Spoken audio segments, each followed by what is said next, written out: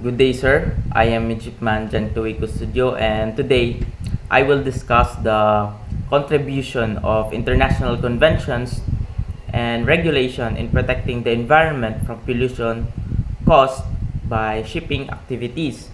So, as we all know, ship are very important because they transport good and people around the world. So, pero bisan importante sila sa atong economy, mahimo pod sila nga source sa pollution kung dili sakto ang pag-manage.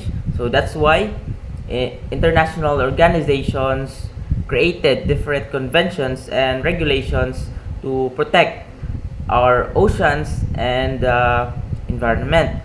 So one of the most important conventions in MARPOL 73-78, MARPOL stands for the International Convention for the Prevention of Pollution from ships.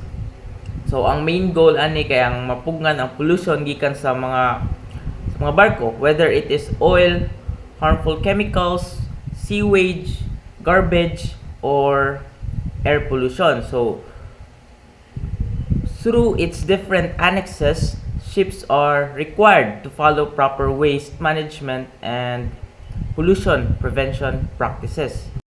So another important convention is the London Convention and the London Protocol. So these regulations control the dumping of waste into the sea.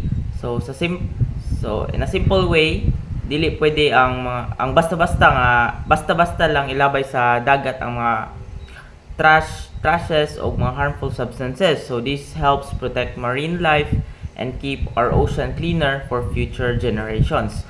We also have the Ballast Waste Management Convention. So ships use ballast water for stability, pero usahay na yung mga small organisms nga madala gikan sa usa ka country ngadto sa other country. So if these organisms are released into another ecosystem, they can harm native marine life.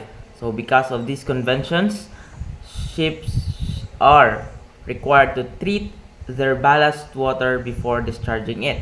So to conclude, these conventions plays a very important role in protecting the environment. So they reduce pollution, protect marine biodiversity, and encourage shipping companies to operate responsibility. So bisag daghan paghihapon o challenges, so this international regulation remind us that protecting our ocean is everyone's responsibility. So thank you, and that's the end of my report.